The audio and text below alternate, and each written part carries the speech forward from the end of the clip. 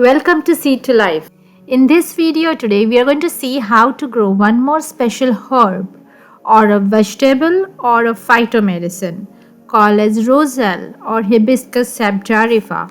So for those who don't know what a phytomedicine is, it is a medicine that is derived from plants.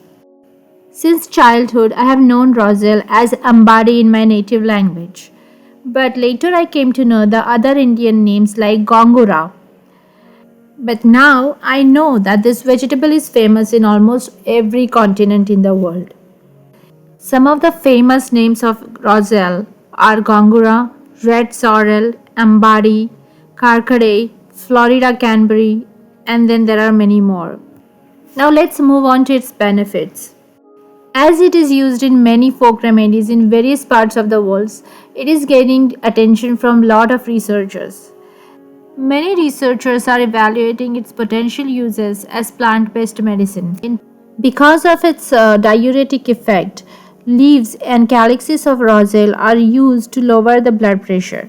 That means passing more urine might reduce the blood pressure. Roselle seeds decoction, that is seeds boiled in hot water and the water and the tea made from the calyxes is also used as herbal remedies for indigestion and high cholesterol. In Nigeria, this tea is used to boost lactation, whereas there are some tribes in India that uses sorrel to treat certain skin conditions. Now, I have been talking a lot about calyxes, and I'm sure most of us don't know what a calyx is. It is that part of the flower that encloses petals when they are buds, and later surrounds it near the stalk. When the flower dies, petals fall off, and then you can collect these calyxes for a nice hot tea. First, I tried to grow red sorrel from seeds, but unfortunately, the seeds that I had received were not very healthy. You can see how many of these seeds appear dull, dark, and shriveled. I didn't have much hope from these seeds, but I still decided to plant them. None of these seeds germinated. But I really wanted to grow these beautiful plants this season, so I had to give up on growing it from organic seeds and I decided to grow it from cuttings instead. The next time I bought a bunch of red sorrel vegetable, I removed the leaves and kept the stems in water. The next year I divided these stems in two different groups. I left half of these stems in water and the remaining half I planted them in soil. I planted some of these stems in a pot where I filled the pot with 4 inches of soil. I inserted 1 to 2 stems directly into one of my garden beds. Here they would receive the sunlight filtered from the thick mesh of grapevines above. Within just a week or two, the cuttings in the water started showing tiny roots and bulges. The roots start as small white elevations on the parts of the stems that is dipped in water.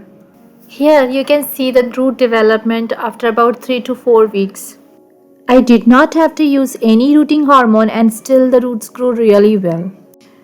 Now we know growing cuttings in water can be successful, but how about growing in soil? I observed that in the soil plants grew more quickly and also the new leaves developed deeper green color, possibly because it received more nutrition.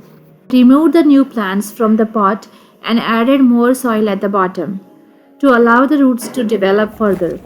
I tried to not damage these newly formed delicate roots, but still some of the plants fell out. They actually gave me the opportunity to check the roots. You can see the roots have grown well on these cuttings as well. And this growth is after 2 weeks. After adding more soil, I replanted these new red sorrel or gongura plants in the same pot. Then I watered the plants thoroughly. I forgot to mention that the soil that I used was not very special soil. It was a normal potting mix and I added some compost to it and the cuttings were fine with it. Gongura is not a fussy plant and last year also I grew 2 different sorrels and both grew very well. 4 to 5 weeks after starting the cuttings, finally they were ready to move into a bigger pot. This time I used a 17-gallon container and I decided to move all the cuttings into one pot. I used a balanced potting mix for transplanting. First, I filled the pot with the potting mix and added all-purpose fertilizer. Then gradually I moved all the starter plants to this new pot, their final home. You can see here the cuttings that were potted earlier. They filled the entire pot just in couple more weeks. I moved these plants as well and then watered the plants thoroughly to remove any entrapped air, also to rehydrate the roots properly. And I was all set. Now after 3 weeks I'm harvesting these leaves, and you can see that I'm just snipping off the leaves, leaving the stalk in, so that I want the stalk to grow taller and the plants to grow taller. So I make different things from these leaves.